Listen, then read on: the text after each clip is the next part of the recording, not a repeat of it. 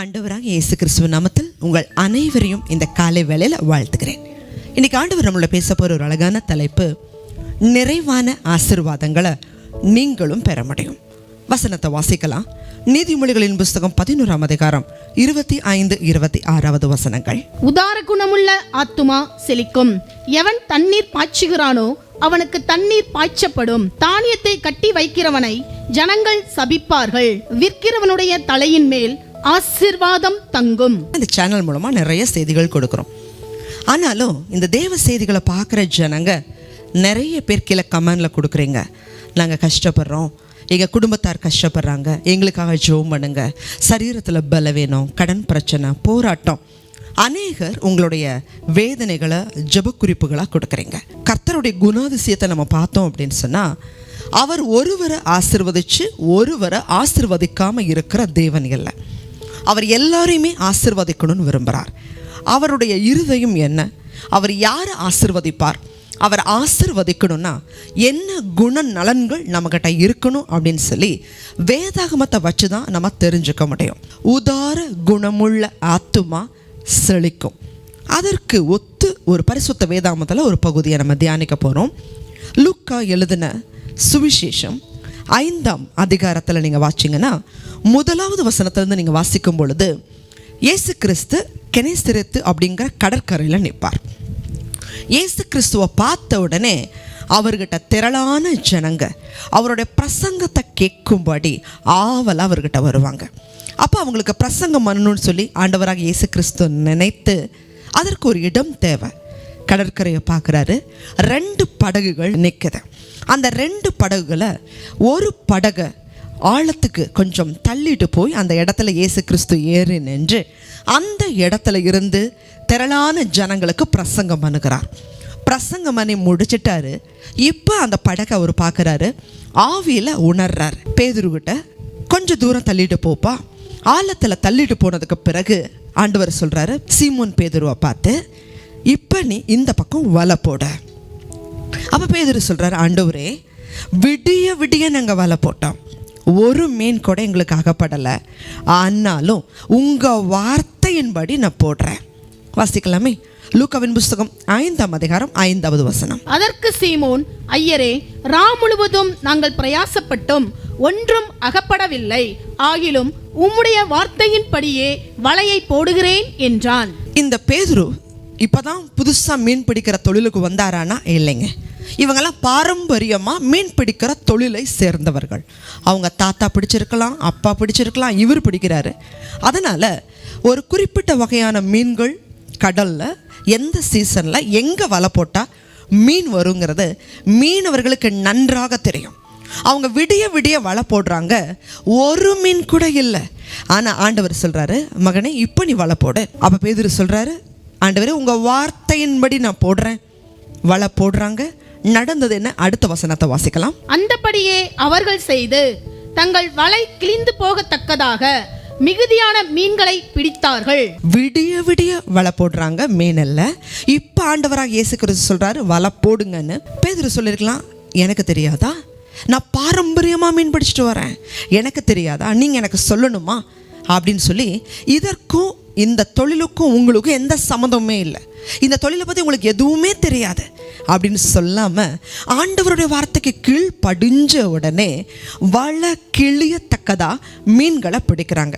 அடுத்த வசனத்தையும் வாசிங்க. அப்பொழுது மற்ற படவில் இருந்த கூட்டாளிகள் வந்து தங்களுக்கு உதவி செய்யும்படிக்கு சைகை காட்டினார்கள். அவர்கள் வந்து 2 படவுகளும் அமிழத்தக்கதாக நிரப்பினார்கள். இது எப்படி சாத்தியம்? தேவஜனமே, இதுக்கு முன்னாடி பகுதியை வாசிச்சோம். இயேசு கிறிஸ்து பிரசங்கம் பண்ணும்படி சீமோன் பேதுரு தன்னுடைய படவை அவருக்கு கொடுத்திருந்தார். அதன் நிமித்தமாக கர்த்தராகிய ஆண்டவர் அவருடைய படவுகளை 1க்கு 2 படவுகளை நிரப்பினார். தேவஜனமே, முன்னாடி வசனம் வாசித்தோம், உதார குணமுள்ள ஆத்துமா செழிக்கும். தேவஜனமே, ஒரு பாவி மனம் திரும்பும் பொழுது பரலோக ராஜ்யத்தில் மிகுந்த சந்தோஷம் உண்டாயிருக்கு.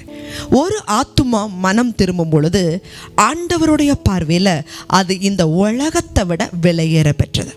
ஒரு ஆத்துமா கூட நரகத்துக்கு போகக்கூடாதுங்கிறதுக்காக தான் இயேசு கிறிஸ்து பிதாவுக்கு சமமாக இருக்கிறத கொள்ளையாடின பொருளா எண்ணாம தம்மை தாமே வெறுமையாக்கி அடிமையின் ரூபம் எடுத்து இந்த உலகத்தில் சிலுவையின் மரண பரியந்தம் தன்னை தாழ்த்தினார். ஒரு ஆத்துமா கூட நரகத்துக்கு போகக்கூடாதுங்கிறதான் தேவனுடைய பிரதான நோக்கம், பிரதான சித்தம்.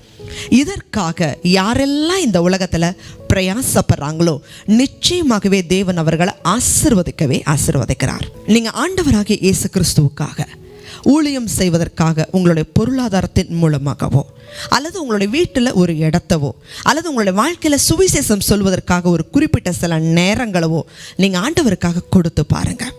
நீங்கள் ஆண்டவருக்காக கொடுக்கும் பொழுது அது ராஜாதி ராஜாவுடைய கையில் விதைக்கிறீங்க. உங்கள் நேரமாக இருக்கலாம், உங்கள் தளந்தாக இருக்கலாம், உங்கள் பொருளாக இருக்கலாம், அல்லது எதுவாக வேணா இருக்கலாம். நீங்கள் ஆண்டவருடைய கையில் கொடுக்கும் பொழுது அதை வாங்குகிற தேவன் நீதியுள்ள நியாயாதிபதி. தேவன் ஒருவரிடத்திலும் எதையுமே இலவசமாக அவர் வாங்குறதே இல்லை. உங்கள் கையிலிருந்து வாங்குகிற அவர் திருப்பி அதை ஆசீர்வதித்து உங்களை நிரம்பத்தக்கதாய் ஆசீர்வதிக்கிறார். இன்றைக்கி அநேகருடைய வாழ்க்கையில் நீங்கள் சொல்கிறீங்க, என்னுடைய வாழ்க்கை ஆசீர்வாதமாக இல்லை. ஆண்டவருடைய வசனத்தை தேடி வாசிங்க. தேவன் உங்ககிட்ட எதை எதிர்பார்க்கிறார்? இந்த இடத்துல வாசித்தோம், அவர் படவுல பிரசங்கம் பண்ண போகும்பொழுது பேதுரு அந்த வலைகளை அலசி கொண்டிருப்பாங்க. ஒவ்வொரு மீனவனுமே மீன் பிடிக்கிறதுக்கு முன்னாடி தன்னுடைய வலைகளை பழுது பார்ப்பாங்க. சரியாக இருக்குதா, அந்த வலையில் மீன் நிற்குமா, ஏதாவது ஓட்டை இருக்குதாங்கிறத பார்ப்பாங்க. இன்றைக்கி ஆண்டவருடைய ஆசீர்வாதம் எதனால என்னுடைய வீட்டில் தங்கலை, தேவன் என்கிட்ட என்ன எதிர்பார்க்கிறார், அது உங்கள் வாழ்க்கையில் சீர்படுத்துங்க.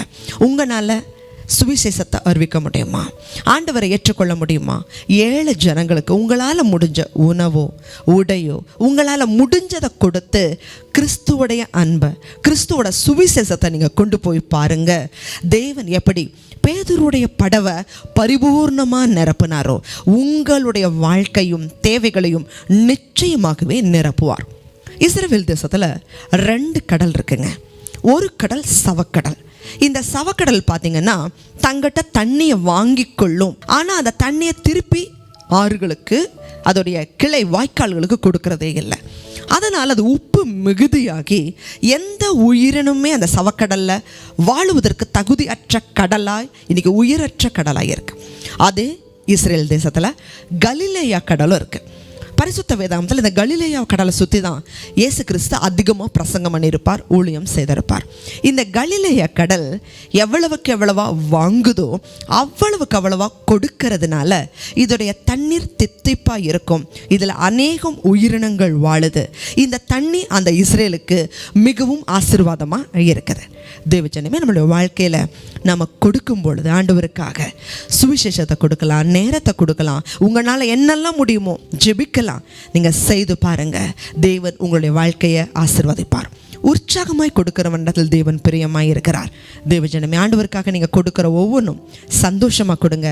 ராஜாதி ராஜாவுடைய கையில் கொடுக்குறோன்னு நினச்சி கொடுங்க. வாங்குகிற தேவன் நிறைவான ஆசீர்வாதத்தை உங்கள் வாழ்க்கையில் கட்டளையிடுவார். கண்களை மூடி ஜெபிக்கலாம். அன்புள்ள ஆண்டவரே, வசனம் பொய் சொல்லுகிறது இல்லையப்பா. வானம் பூமி ஒளிஞ்சு போகலாம், உங்கள் வார்த்தை ஒளிஞ்சு போகாது. உங்களுடைய வார்த்தைகள் சத்தியம், அது நித்தியம். ஆண்டவரே, உங்களுடைய வார்த்தைகளை கேட்குற நாங்கள் ஆண்டவரே இது ஏதோ ஒரு கதையை போல கேட்டுட்டு அப்படியே போயிடக்கூடாது.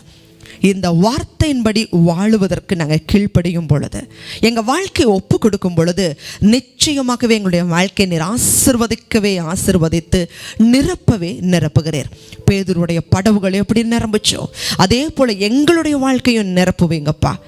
பேதுரு செய்தது அன்றைக்கி ஒன்று தான், தன்னுடைய படவை இயேசு கிறிஸ்துவுக்கு ஊழியம் செய்யும்படியாய் கொடுத்தார். அவருடைய படகு நிரம்பிச்சு எங்களுடைய தாளந்துகளை ஆண்டவரே, எங்களுடைய பிரயாசங்களை தேவனுக்காக எதை கொடுத்தாலும் அதை தேவன் இலவசமாய் வாங்குகிறவர் அல்ல.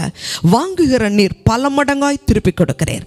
எங்களுடைய வாழ்க்கை நிரம்புகிற அளவுக்கு, எங்கள் குடும்பம், எங்கள் தேவைகள் சந்திக்கிற அளவுக்கு நிறைவாய் கொடுக்கிறீரப்பா. ஆண்டவர், என்னுடைய வாழ்க்கையும் ஆசீர்வதிக்கப்படாதா அப்படின்னு சொல்லி பார்த்து கொண்டு இருக்கிற ஜனங்கள் ஆண்டவர் இந்த சத்தியத்துக்கு கீழ்ப்படி உதவி செய்யுங்க. ஒவ்வொருவருடைய வாழ்க்கையும் பரிபூரணப்படட்டும். ஆசீர்வதிங்க. இயேசுவின் நாமத்தில் ஜெபிக்கிறோம் நல்ல பிதாவே, ஆமென். தேவஜனமே, இந்த செய்தியை பார்க்குற நீங்கள் உங்களுடைய வாழ்க்கையும் தேவன் நிறைவாய் ஆசீர்வதிப்பாராக. ஆமென்.